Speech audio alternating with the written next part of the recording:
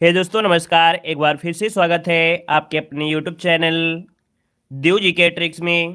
तो चलिए स्टार्ट करते हैं। पहला क्वेश्चन आपका दिया गया है कि दुष्चरित्र व्यक्ति से संबंध नहीं रखना चाहिए। यहाँ पर दिया है दुष्चरित्र शब्द व्याकरण की दृष्टि से किस संवर्ग में आता है। चलिए यहाँ पर जवाब देना है, इसका आंसर जो बनेगा वो राइट क्या हो जाएगा। चलिए सभी लोग कमेंट करिए। चलिए आवाज़ मिल पा रहा है ना? आवाज़ आ रही है सभी की कि नहीं आ रही है? मिल पा रही है? क्योंकि कभी कभी होता है जब हम पूछते नहीं है तब तक आवाज़ गायब हो जाती है। आ रही है। चलिए यहाँ पर देखिए आपसे कह रहा है पहला क्वेश्चन कि दुष्चरित्र व्यक्ति से संबंध नहीं रखना चाहिए। वाक्य में दुष्चरित्र शब्द जो आपका है ये व्याकरण की दृष्टि से किस संवर्ग में आएगा। तो यहाँ पर देखिए 71 नंबर की अगर बात करें तो दोस्तों ये विशेषण है। क्या है? विशेषण। क्योंकि दुष्चरित्र क्या है? किसी व्यक्ति का गुण है, और जब गुण होता है दोस्तों वो क्या होता है? विशेषण। तो जिसका आंसर यहाँ पर राइट हुआ है क्या? यहाँ पर सी नंबर है, बिल्कुल राइट हो जाएगा। ए नंबर सी नंबर आपका राइट हो जाएगा। अगला क्वेश्चन आपसे दिया गया है किसी के दुख से दुखी होकर उस पर की गई दया। चलिए बताइएगा। कह रहा आपसे किसी के दुख से दुखी होकर उस पर की गई दया को क्या कहते हैं। चलिए यहाँ पर 72 नंबर के ऑप्शन क्या बनेगा। तो दोस्तों यहाँ पर देखिए 72 का ऑप्शन यहाँ पर बनेगा कौन सा? ए नंबर अनुकंपा। क्या होता है यहाँ पर? 72 का ऑप्शन ए नंबर इसका राइट हो जाएगा, अनुकंपा होता है। यहाँ पर क्वेश्चन नंबर आपका आ गया है 73। 73 क्या कह रहा है कि निम्नलिखित में से दीर्घ स्वर इनमें से कौन सा है। दीर्घ स्वर दोस्तों बताना है, दीर्घ स्वर इनमें से कौन सा है। यहाँ पर दिया गया है बड़ा आ, ओ, ए और ऐ। ये तो सभी लग रहे हैं दीर्घ स्वर भाई। क्यों भाई? हमें तो ऐसा लग रहा है ये सभी दीर्घ स्वर हैं। तो बताइएगा कि यहाँ पर दीर्घ स्वर कौन सा है कौन सा नहीं है। चलिए कमेंट करिए जल्दी से, यहाँ पर कौन सा हो जाएगा।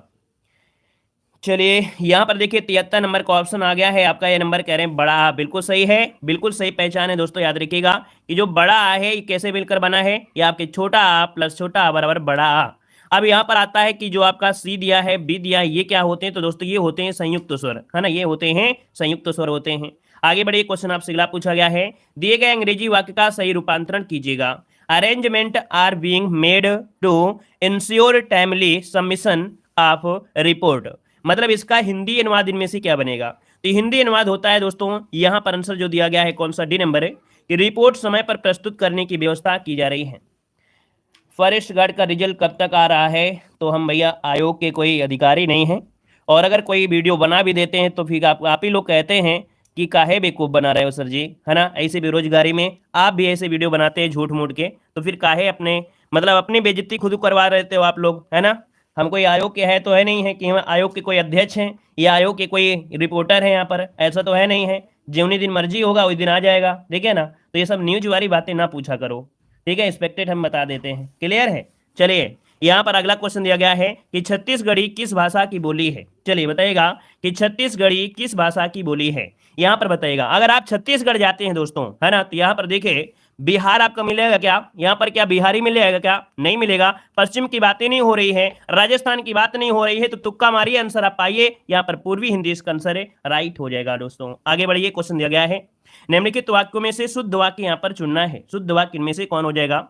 आसमान से घने बादल छाए हुए हैं। आसमान से या आसमान में? यहाँ पर देखिए 76 नंबर में ऑप्शन देखिए आपका जवाब हो जाएगा डी नंबर है, आसमान में घने बादल छाए हुए हैं। और जिसका भी आंसर आया है वो लोग एक नंबर अपना ऐड कर सकते हैं। अगला क्वेश्चन दिया गया है कि जब किसी वाक्य को अर्थों के आधार पर सजाया जाता है तो उसे क्या कहते हैं। जब किसी वाक्य को अर्थों के आधार पर सजाया जाता है तो उसे क्या कहते हैं। यहाँ पर इसका आंसर हो जाएगा अर्था अलंकार। क्या हो जाएगा? अर्था अलंकार। देखिए प्रयास अच्छा है, काफी लोगों ने जवाब दिया है। आंसर आपका सी नंबर है, राइट हो जाएगा। अगला बताइएगा कि जड़ का विरुद्धार्थी शब्द दिए गए विकल्पों में से कौन सा है। जड़ का विलोम पूछा गया है, और जड़ का विरुद्धार्थी होता क्या है? तो यहाँ पर देखिए जड़ का हो जाएगा चेतन, है ना? क्या हो जाएगा? जड़ का चेतन बनेगा। आंसर आपका डी होगा। और ये भी जो विलोम है आपने बहुत बार पढ़ा भी होगा। अगला क्वेश्चन बताइएगा दिए गए चार विकल्पों में से कौन सा शब्द स्त्रीलिंग है। कौन सा शब्द स्त्रीलिंग है? यहाँ पर कैसा और कैसी से आंसर आप लोग आसानी से निकाल सकते हैं। यहाँ पर कह रहा है अध्यक्ष कैसा है, प्रकृति कैसी है, कैसा है, प्रकृति कैसी है, ये तो बनेगा ना। यहाँ पर आंसर आपका बी नंबर है, राइट हो जाएगा। ये है आपका स्त्रीलिंग बी नंबर। दुपट्टा कैसा है, महोदय जी कैसे हैं, तो यहाँ पर देखिए कैसे से आंसर आया है, प्रकृति वाला। अगला बताइएगा निम्नलिखित वाक्यों में से शुद्ध वाक्य पहचानिए। यहाँ पर 80 नंबर में शुद्ध वाक्य कौन सा है। यह लड़की ने कोई काम ठीक से नहीं किया, है ना? यह लड़की ने कोई काम ठीक से नहीं किया। श्री राम और रावण के बीच घोर युद्ध हुआ। रविवार को हम चर्च को जाते हैं। चर्च को जाते हैं, अच्छा। दुर्जन फिलोक दिया है। यहाँ पर देखिए ऑप्शन बी पर जाइए। श्री राम और रावण के बीच घोर युद्ध हुआ। यहाँ पर जो आंसर है वो आपका बी नंबर है, राइट हो जाएगा। आगे बढ़िए, क्वेश्चन आपसे अगला पूछा गया है दोस्तों। यहाँ पर जैसे ए नंबर है तो आपका ए नंबर में यह शब्द जो दिया है यह शब्द नहीं आएगा, है ना। यहाँ पर जो सी वाले में जो दिया गया है, क्या यहाँ पर दिया गया है को शब्द दिया गया है, चर्च को शब्द आपका, है ना। और यहाँ पर कहना कह सकते हैं जो आपका जो आंसर है वो आपका बनेगा बी नंबर। अगला, और यहाँ पर देखिए कठिन गलत दिया गया है ना। यहाँ पर कठिन गलत दिया गया है, तो कहीं ना कहीं त्रुटि तो आपकी थी ही थी, है ना। आगे बताइए, कह रहा है फांस किसकी रचना है। फांस किसकी रचना है। चलिए यहाँ पर बताइए फांस किसकी रचना है। यहाँ पर जवाब देना है 81 नंबर में। और 81 की अगर बात किया जाए तो यहाँ पर यह है आपके ऑप्शन 81 का ऑप्शन आ रहा है ए नंबर। कुछ लोग यहाँ पर सी दे रहे हैं। यहाँ पर देखिए 81 का जो ऑप्शन है दोस्तों वो है संजीव। यहाँ पर जवाब हो जाएगा ए नंबर, इसका हो जाएगा। ये संजीव की कृति है, ये इनका उपन्यास है। इसकी रचना 2015 में किया था इन्होंने, ठीक है ना। आगे बढ़िए, क्वेश्चन दिया गया है बिंदु का बहुवचन क्या होता है। बिंदु का बहुवचन बताइए। अगर यहाँ पर बिंदुओं हो जाता तो क्या, बिंदुओं हो जाता तो एक बार सोचते, लेकिन ऐसी स्थिति में दोस्तों आपको बिंदु का बिंदु ही लगाना है। यहाँ पर जो आंसर आपका बनेगा वो आपका यहाँ पर आपका बी नंबर है, राइट हो जाएगा। वैसे इसका जो होता है शुद्ध होता है दोस्तों बिंदुओं। क्या होता है, बिंदुओं। ये वाला अगर होता तो आप लोग आंसर आप लोग ले सकते थे, ठीक है। आगे बढ़िए, निर्मल का विलोम शब्द इनमें से विकल्पों में से कौन सा है। निर्मल, निर्मल मतलब होता है दोस्तों स्वच्छ, और इसका विलोम बनेगा क्या, तो यहाँ पर विलोम हो जाएगा ऑप्शन डी नंबर, मलिन हो जाएगा। क्या हो जाएगा, मलिन हो जाएगा। अगला क्वेश्चन है, मैया मोरी मैं नहीं माखन खायो पंक्ति में माँ व्यंजन की वर्ण आवृत्ति हुई है, तो वर्ण की आवृत्ति किस अलंकार में होती है। चलिए यहाँ पर बताइएगा, तो माँ वर्ण की जब आवृत्ति है, और ऐसा एक आपको अलंकार पढ़ाया गया है जहां पर वर्णों की आवृत्ति होती है, वहां पर होता क्या है, तो वहां पर होता है आपका अनुप्रास अलंकार। देखिए ऑप्शन क्या बन गया, यहाँ पर सी नंबर इसका राइट हो गया, सी नंबर। आगे बढ़िए, क्वेश्चन दिया गया है, कह रहा है बालू से तेल निकालना दिए गए विकल्पों में से मुहावरे का सही अर्थ इनमें से कौन सा है। चलिए यहाँ पर जवाब दीजिए, इसका आंसर क्या बनेगा, सभी लोग जवाब दें। चलिए बहुत अच्छे, प्रयास अच्छा है। देखिए यहाँ पर लोगों ने जवाब दिया है बालू से, तो बालों से तो शब्द नहीं होगा। जमीन से कच्चा तेल क्या होगा, क्या नहीं होगा ना। यहाँ पर आपका आंसर जो बनेगा असंभव को संभव करना, दोस्तों ऑप्शन डी नंबर है, राइट हो जाएगा। आगे बढ़िएगा, कह रहा आपसे कि तमस शब्द का समानार्थी शब्द दिए गए विकल्पों में से कौन सा है। तमस शब्द का समानार्थी शब्द दिए गए विकल्पों में से कौन सा है। तमस का पूछा गया है और तमस का विलोम पूछ लिया है, समानार्थी मतलब पर्यायवाची। तो यहाँ पर इसका जवाब हो जाएगा अंधकार, है ना। ये अंधेरा होता है, ऑप्शन बी नंबर है, राइट हो जाएगा। अगला क्वेश्चन दिया गया है, दिए गए विकल्पों में से द्राविड़ परिवार की भाषा कौन सी है। दोस्तों ये बताइए द्राविड़ परिवार की भाषा इनमें से कौन सी है। 87 नंबर का ऑप्शन में से क्या होगा। तो दोस्तों द्राविड़ भाषा में आते हैं क्या, जैसे कि मान लीजिए कन्नड़ भाषा हो गई, द्राविड़ हो गई, है ना। तो ये आपकी भाषाएं आती हैं, तो आप कहेंगे यहाँ पर आंसर डी नंबर है, राइट हो जाएगा, कन्नड़ हो जाएगा। आगे बढ़िएगा कि आसक्ति शब्द का अर्थ इनमें से कौन सा है। आसक्ति का अर्थ क्या होता है। यहाँ पर आसक्ति का मतलब होता है दोस्तों अनुराग। क्या होता है, अनुराग होता है। इसका जो आंसर आपका बनेगा यहाँ पर आप सी नंबर। अब ये कहो अनुराग क्या होता है, अनुराग मतलब होता है लगाव। क्या होता है, लगाव होता है, याद रखिएगा। आंसर बनेगा सी नंबर। आगे बढ़िएगा कि लोग बड़ी बड़ी गाड़ियां लेकर आ रहे थे, वाक्य का काल पहचानिए। लोग बड़ी बड़ी गाड़ियां लेकर आ रहे थे, वाक्य का काल पहचानिए, क्या हो सकता है। चलिए 89 नंबर में अपूर्ण वर्तमान काल, सामान्य भूतकाल, अपूर्ण भूतकाल, सामान्य भविष्यकाल।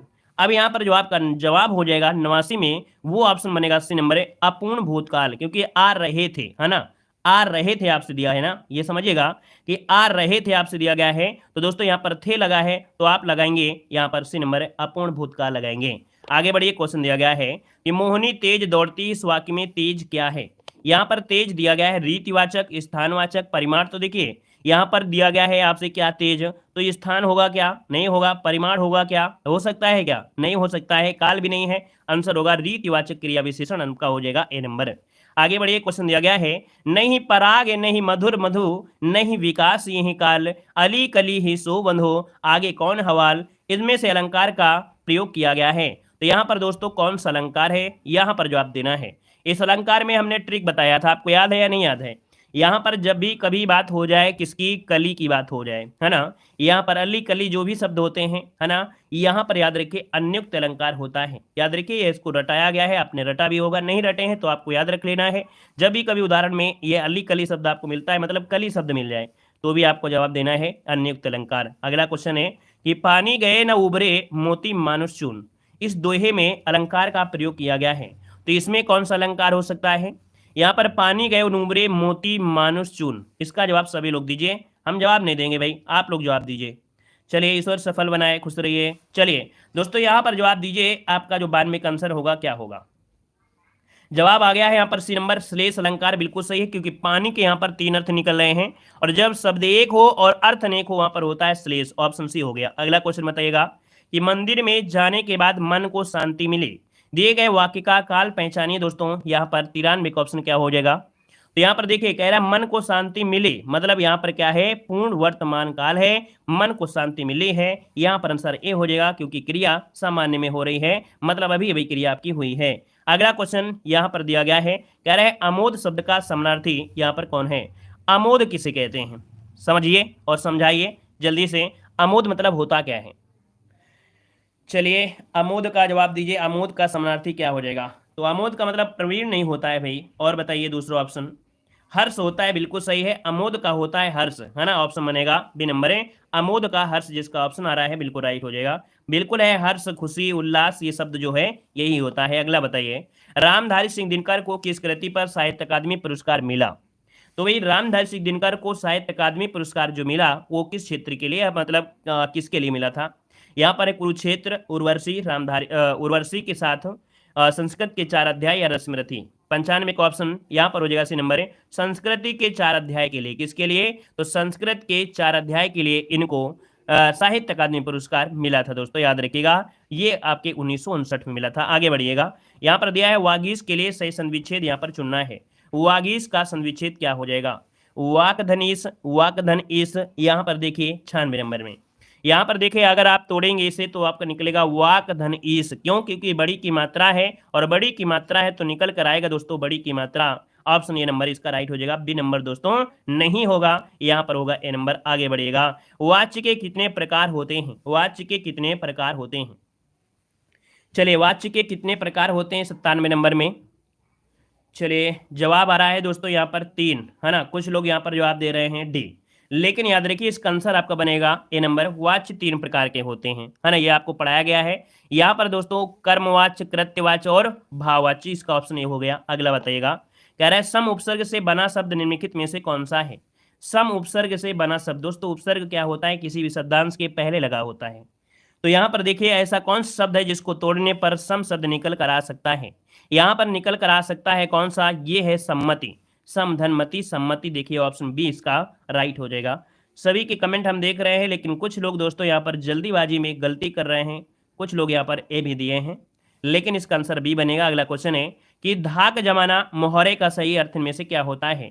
धाक जमाना मोहरे का सही अर्थ इनमें से कौन होता है, यहाँ पर जवाब देना है। 99 की अगर बात करें दोस्तों तो यहाँ पर होता है रौब जमाना। क्या होता है, रौब जमाना, ऑप्शन बनेगा यहाँ पर आपका ए नंबर हो जाएगा। ठीक है आगे बढ़िएगा, लता उगती है यह वाक्य बहुवचन में क्या होगा। लता उगती है, अब इसको बहुवचन में आप बनाएंगे तो आपको बहुवचन बनाने के लिए लता का ही बहुवचन कर सकते हैं, और लता का बहुवचन करेंगे तो आएगा लताएं, है ना, क्या होता है बहुवचन, लताएं। तो आंसर क्या होगा, सी नंबर हो जाएगा। अगला क्वेश्चन आपसे यहाँ पर दिया गया है, निम्नलिखित में से अव्यय बताइएगा। अव्यय, अव्यय शब्द दोस्तों ऐसा होता है जिसको हटाकर बाहर फेंक दिया जाए, अर्थात हटा भी दिया जाए तो कोई इफेक्ट नहीं होना चाहिए, कोई दिक्कत नहीं होना चाहिए। यहाँ पर दिया है प्राचीन, मोटा, गरीब, लेकिन और शब्द ये आपका अव्यय है, हटाने से कोई समस्या नहीं है, ऑप्शन डी हो जाएगा।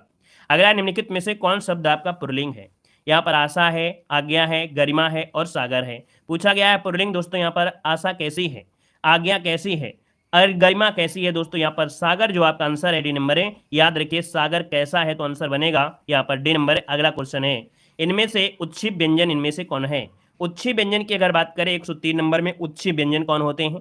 यहाँ पर 103 नंबर में उच्छिप व्यंजन कहा जाता है, याद रखिए जो आपका डा और ढा होते हैं, इनके दो गुण होते हैं दुर्गुण, है ना। इसलिए दोस्तों यहाँ पर आप देखते होंगे एक डा ऐसे भी बनता है, एक ढा ऐसे भी बनता है, लेकिन बिंदी नहीं लगती है। लेकिन जब हम काउंट करते हैं दोस्तों, इन दोनों को ऐड करते हैं, है ना, तो आप कहेंगे आंसर सी हो गया, द्विगुण हो गया, इन्हें उत्क्षिप्त कहते हैं। अगला है, इनमें से प्रेरणार्थक क्रिया आपकी है, इनमें से प्रेरणार्थक क्रिया कौन सी है।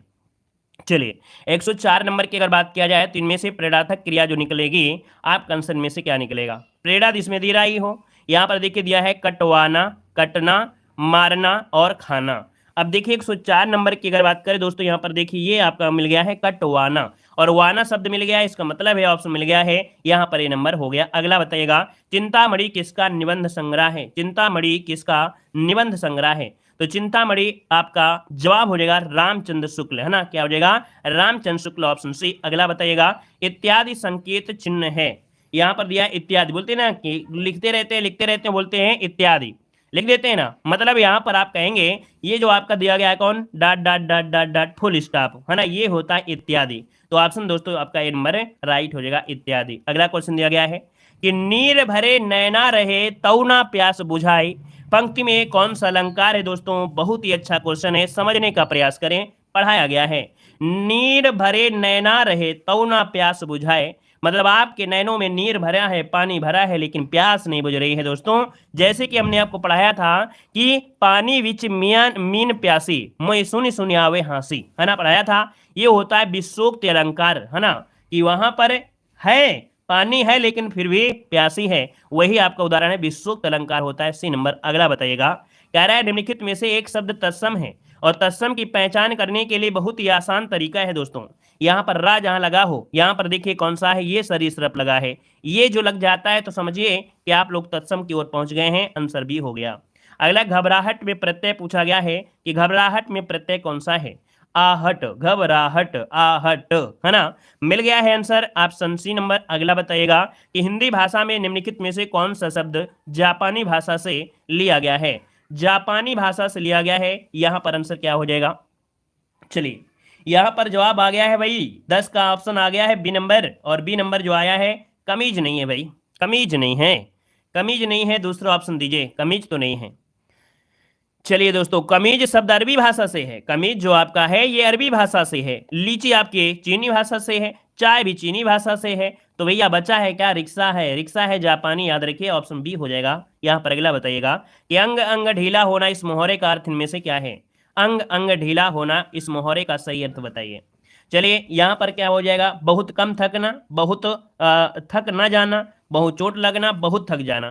तो यहाँ पर दिया गया है ऑप्शन क्या हो जाएगा, 111 नंबर का ऑप्शन आ गया है, यहाँ पर समझ समझ के जवाब दीजिए। डी नंबर, बहुत थक जाना, बिल्कुल आंसर है आपका डी नंबर, है ना। किसी ने कहा सर जी आप बहुत फास्ट पढ़ा देते हैं, हम चारों ऑप्शन नहीं पढ़ पाते हैं, तो ऑप्शन आपको पढ़ने का समय भी मिल रहा है।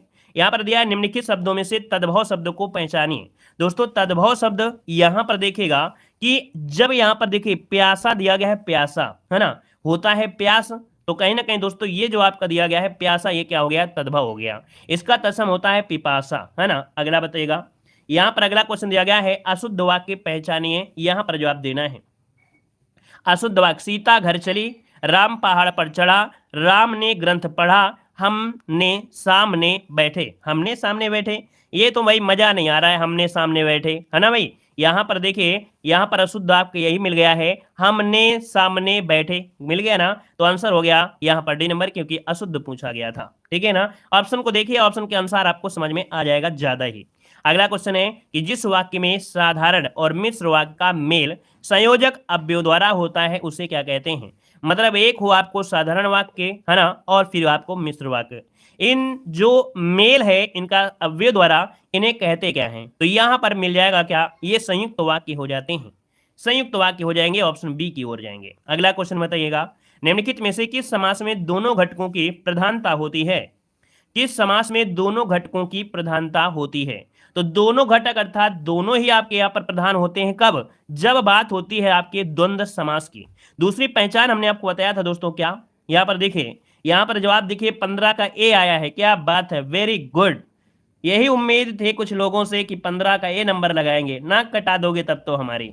यहाँ पर हमने बताया है कि दोनों घटक प्रधान होते हैं ये द्वंद्व में, और हमने ये भी बताया था कि दो देखिए ये समान हो गए, दोनों समान है कि नहीं है, ऐसे भी कर सकते हैं। यहाँ पर घास फूस हो जाएगा, ठीक है, ऑप्शन बनेगा सी नंबर, आगे बढ़िएगा। यहाँ पर दिया है सोरठा के प्रथम चरण में कितनी मात्राएं होती हैं। यहाँ पर देखो दिया गया है सोरठा के प्रथम चरण में कितनी मात्राएं होती हैं। तो सोरठा के प्रथम चरण में मात्रा कितनी हो जाएंगी, यहाँ पर हो जाएगा यहाँ पर बी नंबर 11। कितनी, 11 होती हैं, क्योंकि प्रथम और तृतीय में 11 11 और इसके बाद क्या हो जाएंगे 13 13। ऑप्शन हो गया आपका बी नंबर। अगला बताइएगा, हमें अनाथ बच्चों की मदद करनी चाहिए। यहाँ पर कह रहा है अनाथ जो शब्द है इसका विलोम पूछा गया है, तो अनाथ का विलोम होगा क्या, तो अनाथ का हो जाएगा सनाथ। क्या बनेगा दोस्तों, सनाथ। आपका आंसर बिल्कुल राइट जाएगा। अगला है अति उपसर्ग से बना शुद्ध शब्द इनमें से कौन सा है। यहाँ पर बताइए इसका आंसर क्या हो जाएगा, अति उपसर्ग से बना शुद्ध। तो दिया है अतिरिक्त तो बड़ी ती तो हो नहीं सकती है, बड़ी ती तो हो नहीं सकती है। अब आपके पास दोस्तों दो ही ऑप्शन है, या तो बी होगा या तो सी होगा। अब आप ही बताइए क्या सही हो सकता है। चलिए 18 का ऑप्शन आ गया है B number, B number, B number, B number सही है, क्योंकि यहाँ पर भैया बड़ा आ दिया है और बड़ा आ दिया है, तो भैया ये भी आपका गलत हो गया। लेकिन कुछ लोगों ने यहाँ पर देखिए सी नंबर दिया है जो कि गलत है। यहाँ पर आंसर आपका बी होगा, क्योंकि यहाँ पर बड़ा आ नहीं होता है, बड़ा आ नहीं होता है। यहाँ पर अति दिया गया है, तो अति यहीं पर आपका निकलेगा। ठीक है, आगे बढ़िएगा। यहाँ पर देखो दिया गया है पित्राज्ञा के लिए सही संविच्छेद यहाँ पर चुनना है। पित्राज्ञा, तो इसे जब आप तोड़ेंगे, इसे जब आप तोड़ेंगे तो पितृ धन आज्ञा, यहां पर आंसर आपका बनेगा डी नंबर। क्या बनेगा दोस्तों, यहां पर आंसर आपका डी नंबर है, राइट हो जाएगा दोस्तों। और इसमें अगर आपसे पूछ लें कि कौन सी संधि है, तो दोस्तों यहां पर संधि बता दीजिए कि कौन सी संधि है। चलिए यहां पर संधि आपको जवाब देना है, वो भी कमेंट बॉक्स में कमेंट करना है कि कौन सी संधि हो सकती है। ठीक है, चलिए अगला बताइएगा, अद्भुत रस का स्थायी भाव। काफी दिनों में आपका रस मिला है, तो दोस्तों अद्भुत रस कब होता है, अद्भुत रस जब होता है, यहां पर अद्भुत होता है विस्मय, है ना। यहां पर जवाब हो जाएगा विस्मय, इसका आंसर राइट हो जाएगा। अगला क्वेश्चन दिया गया है, निम्नलिखित विकल्पों में से दो शब्दों का जोड़ा है, प्रथम द्वितीय दिया जाता है, दिया जा रहा है, वह जोड़ा ज्ञात करें जिसमें द्वितीय शब्द का अर्थ प्रथम शब्द के विपरीत हो। ठीक है, प्रथम शब्द का क्या कह रहा है, यहां पर समझिए कि वह जोड़ा ज्ञात करें जिसमें द्वितीय शब्द का अर्थ प्रथम शब्द के विपरीत हो, मतलब इसका जो अर्थ होना चाहिए विपरीत होना चाहिए, ये आपसे पूछा गया है। तो कह रहा उत्तम का अधम, तो अधम का उत्तम मतलब पहले ही आपका आंसर मिल गया है, अधम का उत्तम होता है और होता है तो होता है, बस आंसर मिल गया। आगे बढ़िएगा, यहां पर दिया गया अगला क्वेश्चन, यहां पर क्वेश्चन आ गया है आपसे कि तुलसीदास की भक्ति का जो स्वरूप है वो कैसा है। तुलसीदास की भक्ति का स्वरूप बताइए, यहां पर जवाब दीजिए क्या हो जाएगा। अच्छा क्वेश्चन है, यहां पर तुलसीदास की भक्ति का जो स्वरूप है वो कैसा है, जल्दी से कमेंट करें सभी लोग। यहां पर देखिए तुलसीदास की भक्ति कह रहे हैं दास से भाव है, बिल्कुल सही है दोस्तों। यहां पर दास अपने आप को तुलसीदास दास के रूप में पहचानते थे, ऑप्शन डी हो जाएगा। अगला क्वेश्चन आपसे दिया गया है, इनमें से कौन सी रचना तुलसीदास की नहीं है। यहां पर देखिए जवाब दीजिएगा, इनमें से कौन सी रचना तुलसीदास की नहीं है। देखिए क्वेश्चन कितना छोटा है, लेकिन आया है कितने किसमें आया है, तो आपके टीजीटी में आया है। हमने बताया है कि दोस्तों आप टीजीटी या पीजीटी से घबराया मत करिएगा, है ना। और हिंदी साहित्य से, खास करके हिंदी साहित्य से मत घबराइए, क्योंकि कुछ लोग तो घबराए जाते हैं हिंदी साहित्य से।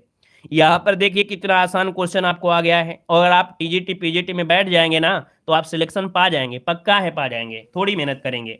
यहाँ पर देखिए 79 का जो ऑप्शन दिया गया है, यहाँ पर राइट क्या हो सकता है। चलिए जवाब यहाँ पर कुछ लोगों ने दिया है, यहाँ पर ए नंबर, ये आपका साकेत। यहाँ पर दोस्तों यहाँ पर तुलसीदास की नहीं है साकेत, तो ये बताइए साकेत है किसकी है, मैथिली शरणगुप्त, जिसका जवाब है बिल्कुल राइट हो जाएगा। अगला बताइएगा कि अबलो नसाने अबना नसे हो, तुलसीदास की यह उक्ति उनकी किस रचना से उद्धत की गई है। यह रचना जो आपकी है दोस्तों कहां से ली गई है, तो ये ली गई है option C number Vinay Patrika से ली गई है। किससे, आपकी विनय पत्रिका से ली गई है। अगला क्वेश्चन दिया गया है कि अबलो नसाने अबना नसई हो पद के रचयिता कौन है। अब इससे सरल क्या है, सोने में सुहागा, एक नंबर के साथ दूसरा नंबर विभागा। यहाँ पर देखिए ऊपर वही चीज दिया है, दूसरा आपसे पूछ भी लिया है, तो आप कहेंगे तुलसीदास की है, एक नंबर फ्री का मिल गया, है ना। अगला क्वेश्चन दिया गया है, कह रहा आपसे रामानुजाचार्य ने किस दर्शन का प्रतिपादन किया है। जीके में पढ़ाया गया, हिंदी में पढ़ रहे हैं। रामानुजाचार्य ने किस दर्शन का प्रतिपादन किया था दोस्तों, यहाँ पर जवाब क्या हो जाएगा। तो दोस्तों यहाँ पर देखिए राम जो थे वो विशिष्ट थे, राम जो थे वो विशिष्ट थे, यहां पर जवाब हो जाएगा विशिष्ट द्वैतावाद, ऑप्शन बनेगा आपका बी नंबर। अगला है अष्टछाप के संस्थापक पूछा गया है, और अष्टछाप के संस्थापक में नाम आता है विट्ठलनाथ दोस्तों। याद रखिए इसका आंसर आपका सी नंबर है, विट्ठलनाथ हो जाएगा, विट्ठलनाथ। अगला बताइएगा कि मीराबाई के गुरु कौन थे, हिंदी साहित्य में पढ़ाया गया है। मीराबाई के गुरु, यहां पर देखिए आंसर क्या बनेगा। चलिए भाई मीराबाई के गुरु की अगर बात कर लिया जाए तो आंसर आपका हो जाएगा क्या, चलिए 84 को ऑप्शन दीजिएगा। 84 को ऑप्शन आ रहा है ए नंबर, डी नंबर और दे दीजिए, थोड़ा बच्चे जो हूं सी नंबर भी दे रहे हैं। चलिए यहाँ पर ए नंबर राइट हो जाएगा। मीराबाई के गुरु कौन थे? रैदास, है ना। ऑप्शन बनेगा आपका ए नंबर है, राइट हो जाएगा। आज आपको सोचने का समय देख रहे हैं, है ना। सूरदास किसके शिष्य थे? अब बताइए, सूरदास किसके शिष्य थे? किसके शिष्य थे? तो इसका मतलब है कि सूरदास की गुरु की बात हो गई है। तो यहां पर देखिए 85 का ऑप्शन क्या बनेगा? बल्लभाचार्य हो जाएगा। क्या? ऑप्शन बी बल्लभाचार्य हो जाएगा। अगला है, सुदामा चरित्र किसकी रचना है? सुदामा चरित्र किसकी रचना है? सुदामा चरित्र किसकी है? तो दोस्तों याद रखिए नरोत्तम दास की है। किसकी है? नरोत्तम दास, ऑप्शन बनेगा सी नंबर है। अगला, पुष्टि मार्ग की स्थापना किसने की थी? पुष्टि मार्ग की स्थापना किसने की थी? चलिए, पुष्टि मार्ग की स्थापना किसने किया था? तो ये है आपके बल्लभाचार्य। कौन है? बल्लभाचार्य, ऑप्शन सी वाला राइट हो जाएगा, बल्लभाचार्य। अगला बताइएगा कि अष्टछाप की स्थापना 1565 ईस्वी में किसने की थी? चलिए यहां पर जवाब दीजिए, और इसको तो गलत मत करिए क्योंकि इसके पहले तो हमने बता दिया है। अब यहां पर 88 नंबर का जवाब सभी लोग दीजिए। तो 88 को ऑप्शन आ गया है यहां पर ए नंबर, बी नंबर, और थोड़ा प्रयास करिए। देखिए यहां पर अभी अभी हमने बताया था अष्टछाप की स्थापना विट्ठल नाथ ने किया था। किसने? विट्ठल नाथ, तो ऑप्शन बनेगा बी नंबर। अगला है कि कृष्ण काव्यधारा के प्रवर्तक इनमें से कौन है? कृष्ण काव्यधारा के प्रवर्तक इनमें से कौन है? तो यहाँ पर कृष्ण काव्यधारा के कौन है? यहाँ पर चैतन्य महाप्रभु तो होंगे नहीं, है ना। यहाँ पर स्वामी वल्लभाचार्य, नाभादास, लेकिन सूरदास की बात आप देखते हैं, ये बचपन से ही, मतलब उनके बचपन के बारे में बहुत अच्छी तरीके से, मार्मिक तरीके से वर्णन किया है, सूरदास हो जाएगा। अगला बताइएगा कि आचार्य रामचंद्र शुक्ल ने किस कवि को कठिन काव्य का प्रेत कहा था? आचार्य रामचंद्र शुक्ल ने किस कवि को कठिन काव्य का प्रेत कहा था? दोस्तों यहां पर जवाब दीजिए।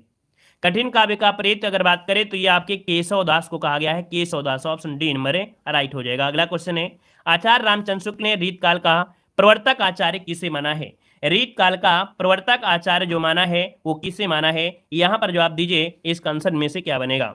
सभी लोग भाई वीडियो को लाइक कर दीजिएगा, जितने लोग भी यहाँ पर हैं, है ना, सभी लोग वीडियो को लाइक कर दीजिएगा। और जिन्हें भी पसंद आ रहा है ना, जिन्हें पसंद नहीं आ रहा है तो फिर काहे का कष्ट करेंगे, ठीक है।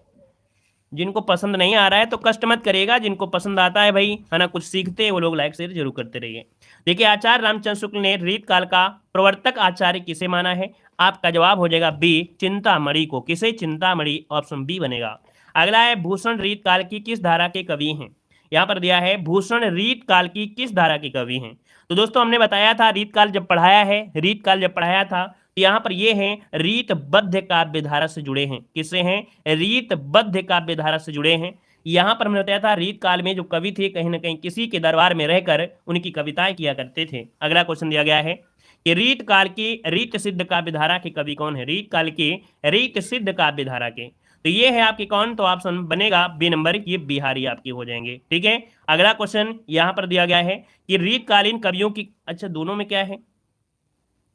भूषण, अच्छा भूषण दिया है, यहाँ पर भूषण है ना, यहाँ पर आपके कौन है भाई? तो रीत काल में आपके कह रहे हैं इस रीत शब्द में ये आपके बिहारी हो जाएंगे, ठीक है। आगे बढ़िएगा, यहाँ पर आपसे कह रहा है रीतकालीन कवियों की काव्य भाषा क्या थी? रीतकालीन कवियों की काव्य भाषा पूछा गया है, और ये काव्य भाषा आप कहेंगे यहाँ पर भी ब्रज भाषा थी। क्या थी? ब्रज भाषा थी। अच्छा क्वेश्चन है, अगला बताइएगा कि कवि प्रिया के रचनाकार का नाम बताइएगा।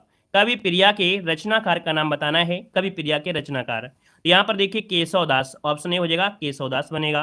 अगला, इनमें से कौन सा कवि रीत मुक्त नहीं है? इनमें से कौन सा कवि रीत मुक्त नहीं है? रीत मुक्त की अगर बात करें तो यहाँ पर देखिए केशव दास, है ना, ये रीत मुक्त में नहीं है। अभी हमने बताया भी था इनके बारे में।